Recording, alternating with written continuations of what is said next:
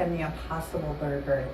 They were really created to be a non-meat alternative to people who really wanted a burger, right? So they tried to make them look and taste and feel like a burger. I do agree that the more meat-like, non-meat burgers are really fairly processed, and they're quite expensive. Tofu, that's not very expensive, or tempeh. So if you're looking for a plant-based protein that gives you a lot of bang, go for the real food.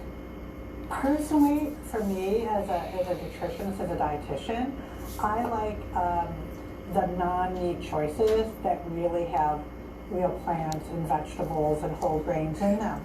This one, for example, has black beans and sweet potato and barley and brown rice. You could actually look at the ingredients and go home and make one similar, and I would say that that is made from whole foods, and they have just similar amounts of protein, but they also have plant fiber, which you are not going to get in one of these burger lookalikes. If someone is trying to reduce their red meat intake, maybe they have a family history of colon cancer, instead of eating burgers 3 days a week, they go down to 1 or 2 because they're even beyond burger. They may be cutting their red meat intake and getting some pea intake, and that might be a better improvement. But to just give it the health halo that, wow, this is going to change your life, I don't think it's going to do that. Look at the individual person and what might work for you. And I encourage people, if you like, you can find so many recipes that for a fraction of the cost of any of these products, you can make your own vegetarian, like bean burgers, or even if you like the ones that have more gluten, you can actually buy that, or the chickpea flour, and you can make delicious burgers by hand, and you will save a lot of money too. So that's another option too. Right, answers your question right there. So is it healthier if you get the ones that look like the actual hamburger? No, but if you get, is it going to have healthier benefits than a regular hamburger? Yeah, but it still has. It's not fully made by whole plants, to where if you wanted an actual plant burger, then go for the ones that say veggie burger or quinoa, as long as the word in front of the burger has a plant name and then burger. Has anyone here tried the Impossible Burger or what's the other one called? Can't remember. But anyway, has anyone tried the actual hamburger, the plant one?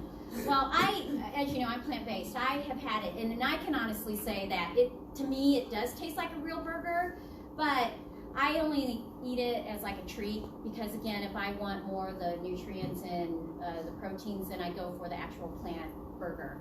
So, and answer your question, somebody had asked me, are plant-based meats healthier for you? If you go to the restaurants and they have plant burgers there, actually, that's going to be even unhealthier than if you were to buy it at the store, because the restaurants put they add more sodium in there, to where these already have enough sodium in there, so why have more of that in there? All right, any questions on plant burgers? Go ahead. Black bean burgers, what about them? Like, if you can get it like high beans. Yeah, that would be healthier because, again, that's a plant name in front of it instead of the regular kind of burger. So yeah. Yeah. Well, I looked up on at least what's the Whopper burger that's the fat, the calories, and all that are as much as. Absolutely. Plus, it's processed. Yes, absolutely. So with that, Logan and I actually talked about this. Whopper itself has 660 calories, and the Impossible Burger that they have at Burger King has 630. So go figure. And then the sodium is extremely high. And on top of that, a lot of unsaturated fats that we don't need that is also added in there as well. Yep. So use it as a treat if you really want it, but other than that, go for the actual plant name burger. Does that make sense? All right. Any questions? Any other questions? All right. Well, here, is this where I go? Yes, ma'am.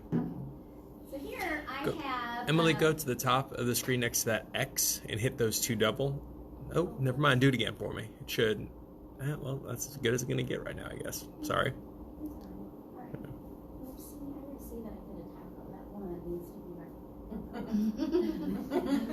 Dang it.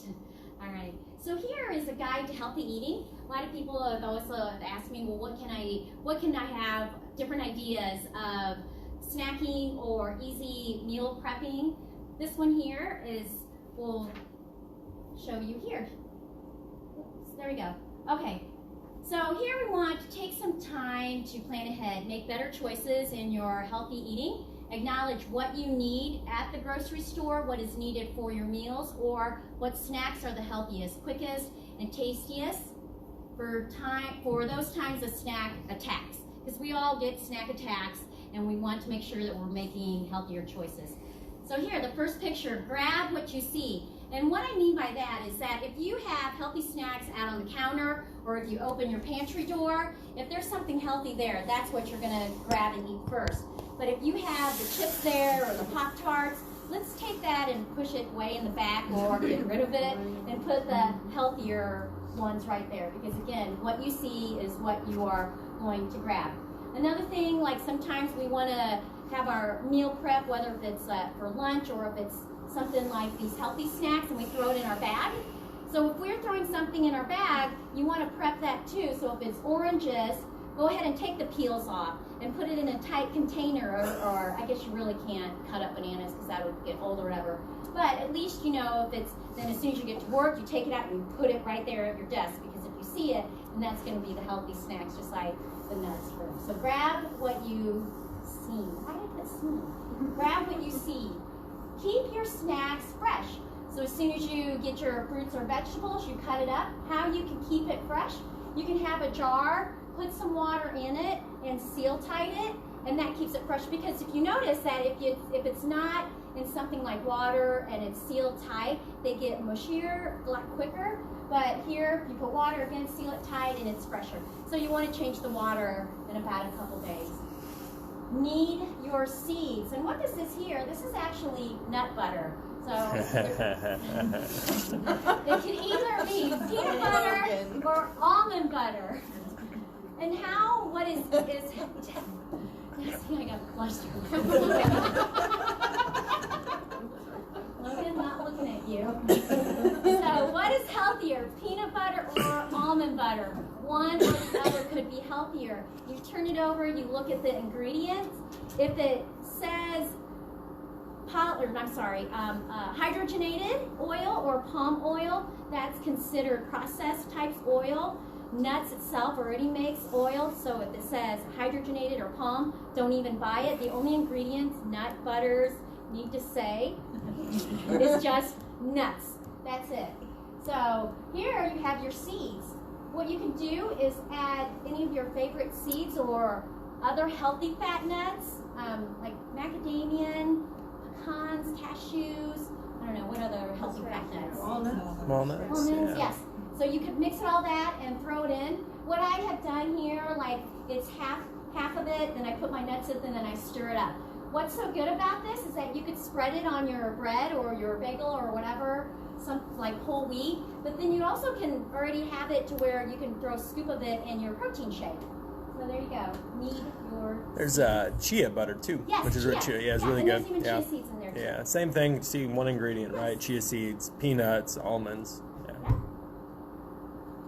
All right, planning our meals allows us to make wholesome choices. It allows us to avoid from wasting foods because we know what we will be consuming. This first one, mystery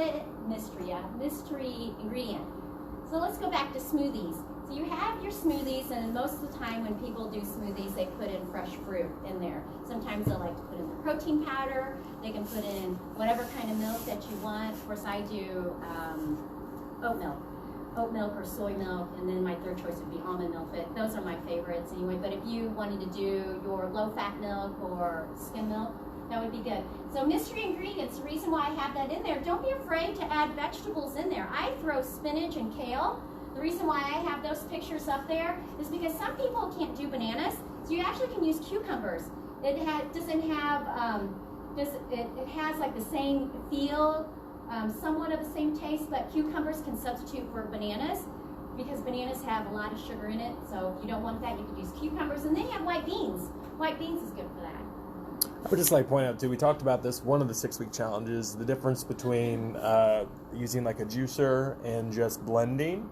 If you use a juicer, you're removing all the fiber. So blending your fruits and veggies is the better option. So you're obviously making it quicker, a little more convenient, but you're still getting some of that fiber.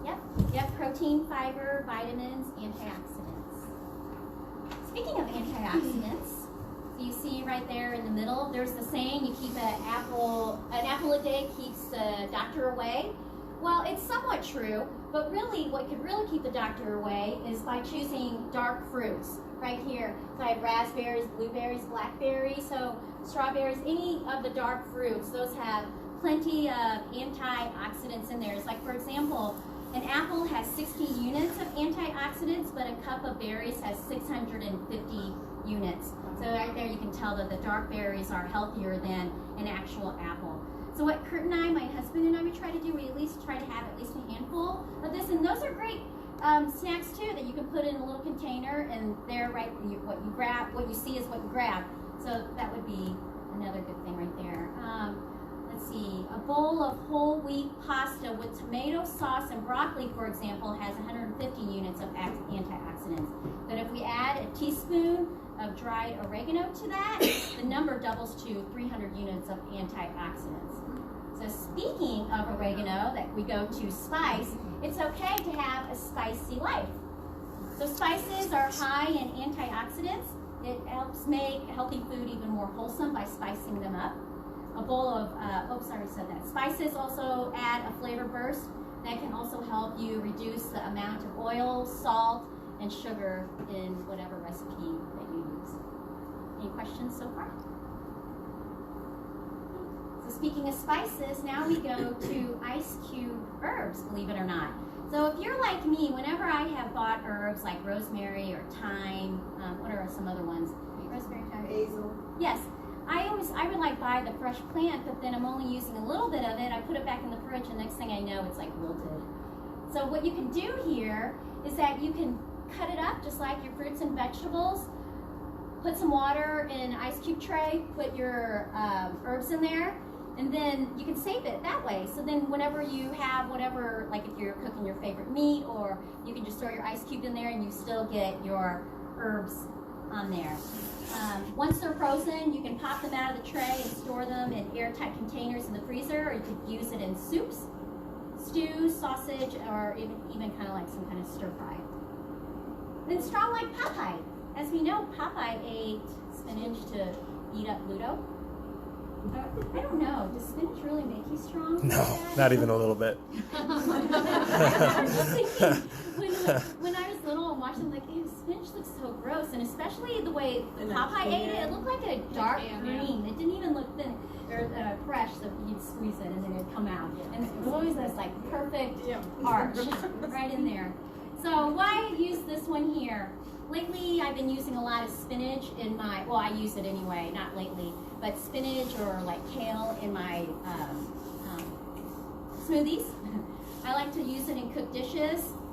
The difference of raw and cooked spinach. Raw spinach offers higher amount of certain nutrients like folate, vitamin C, niacin, riboflavin, and potassium. So there's another source of potassium, so like if you can't have bananas, there's another source. Where cooked are higher in other nutrients like vitamin A, vitamin E, protein, zinc, thiamine, calcium, and iron. The long and the short, enjoy both cooked and raw. Don't shy away from cooked. It's easy. It's such an easy way to get a load of nutrients onto your plate and into your attacks of the snacks. I can't stress so much about snacks because again, we are always so busy throughout the day. We don't want to reach for those chips, or in my case, I will admit I love Doritos, and so I try to stay away from that. But so quick snacks, believe it or not, if you like dates, you could split it in the middle and you could put your nut butter in there. Sliced apple dips in unsweetened yogurt, that's another idea. You can sprinkle cinnamon on there. Another good one would be like hummus on crackers. You could put arugula, did I say that right? Or arugula. I honestly have no idea what that word is. Cucumbers, tomatoes, olives, any of your favorite things. So those are my favorite threes. I'm sure you have favorite snacks that you like to do. All right, last one. Let's say you're going to a party, you're not sure what to bring. You have your own palate. Most of the time, like with me, a lot of my friends, they like meat, which is absolutely okay, but I like to stay away from it a little bit. So these are like my three favorite things. Like you can make comfort soup. This one here, I've made it has like chicken in there and mixed vegetables in there. Most popular one is like a platter to where you have your fruits and vegetables on there. There's hummus, there's crackers. I've even brought string cheese on there. And then pinwheels.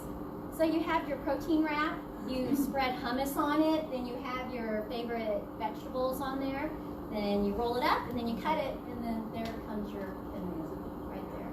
So those are the ideas that I have.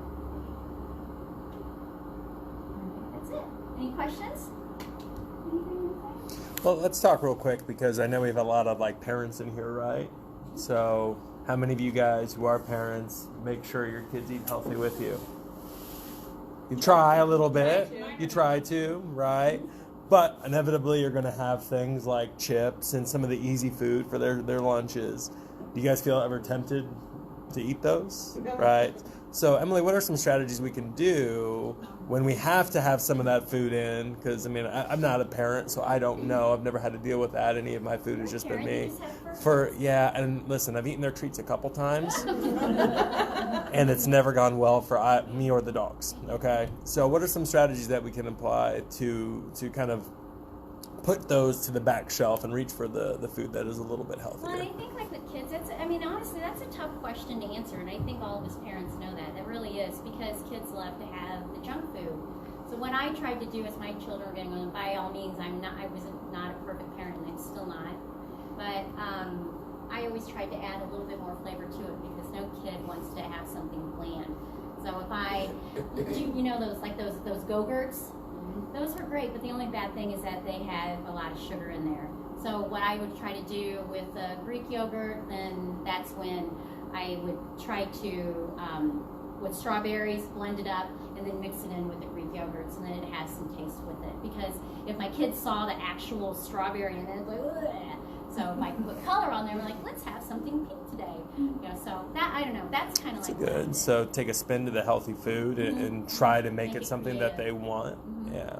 And then I kind of made it fun. Like, for example, for them to, like with nuts, the walnuts, like, well, this is a walnut. What body part does it look like? Oh, it looks like your lungs. Well, walnuts are good for your lungs. And so I always would try to make a picture with the fruit or vegetable or the nuts, and then kind of was like a learning thing too. It's like, let's eat your lungs. And of course, kids think that's funny. They think that's funny. Like, oh, let's eat our lungs.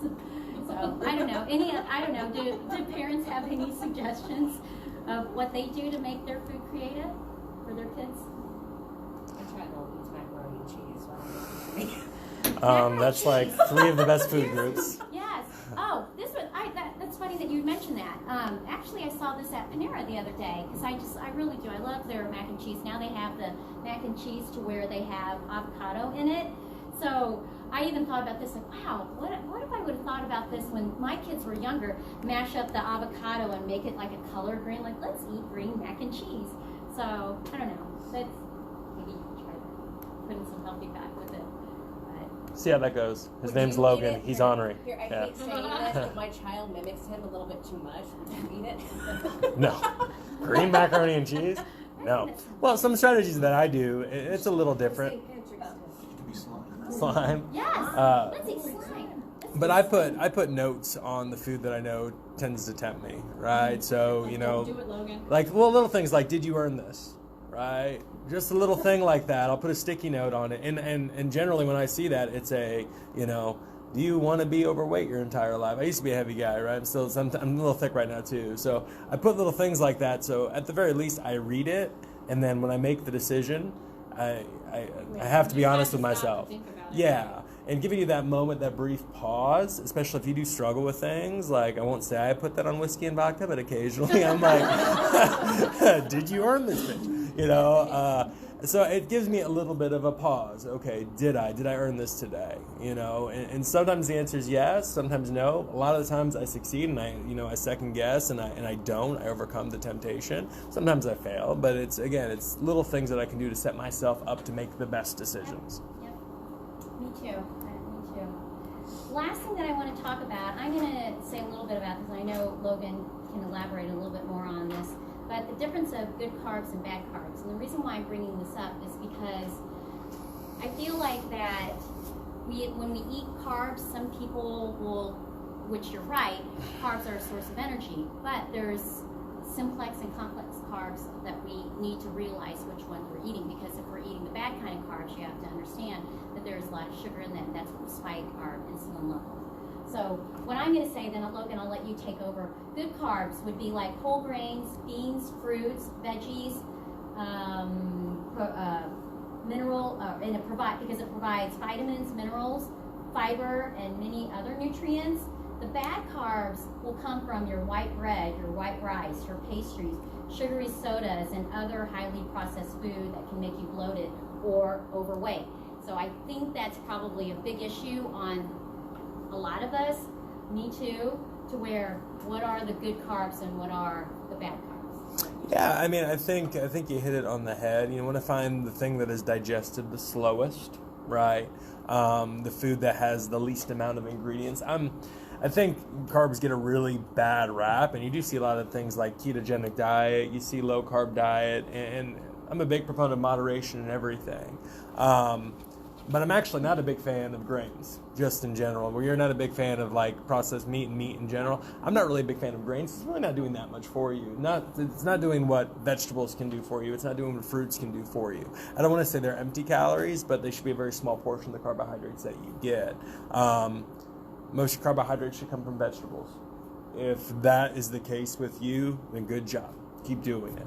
If it's not, if most of your carbohydrates are coming from pastas, breads, rices, okay, I'm not going to try to change that, but let's go ahead and maybe take a look at what kind of sources you're getting. That white, that bleach, that process, that's going to be processed a little bit faster by your system, that's going to spike your insulin, that's going to encourage your body to store what you are eating as fat.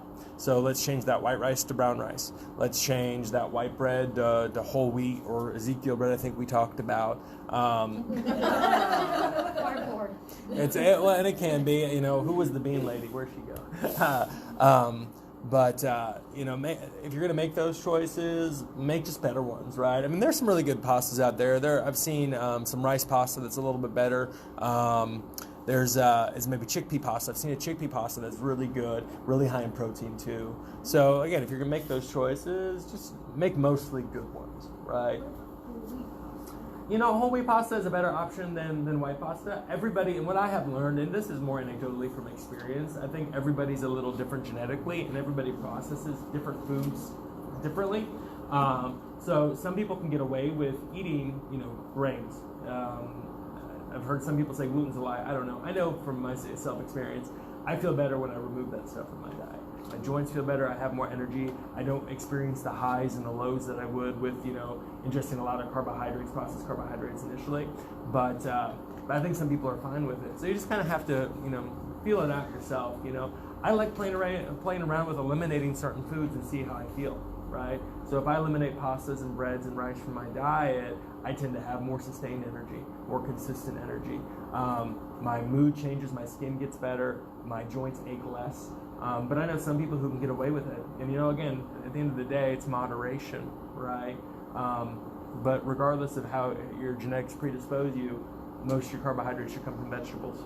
I think that's universal. I tell people all the time, you can absolutely be plant-based and be healthy. The inverse of that isn't necessarily true. If you eat mostly meat, it's going to be very hard to be healthy that way. Right. If you eat mostly processed carbohydrates, it's going to be really hard to be healthy that way. Yeah. And speaking of that was good that you had said that, because eating a little bit of meat could possibly not get you in trouble, but eating a lot of it, like if you're having 3 meals a day of a lot of meat, then that could put you at risk of some kind of health malady. Yeah. So it's the studies as far as plant-based go. It's been a little skewed. I did a little look into it, and they didn't really differentiate what that meat was mixed with, what the quality of meat is. There are now studies being done that take a look at, some meat in the diet that is grass-fed or, game, right? It's possible to eat meat and be healthy too. Sure. I think the kind of unifying factor of health is processed foods in general aren't great for you. Right. There are and processed exceptions. Meat like hot dogs and sausages. I mean, if Yeah. you want meat, choose the lean meat. And I don't know. I don't really suggest red meat. But I don't know. Everybody has their different opinions on that. But if you do like your steak, or Grass fed, in moderation, Make sure it's few and lean. far between. Yeah. yeah. So you can have your occasional steak, but yeah, make sure that it's. Make sure it's a good one. I did. I know sometimes. You want suggestions? Let me know. But I do. I mean, my opinion is like make sure that it's lean. Yeah. Again, I have nothing against eating lean or anything, but make sure it's not processed. Yeah. Those hot dogs and those sausages are going to be, and even like the Impossible Burger. You know, those are. I wouldn't. Well, I found out how to eat unhealthy plant-based real quick. It was about a 3-week turnover. So when you saw my cholesterol go back up, it's like, oh, Logan found Taco Bell has a plant-based menu.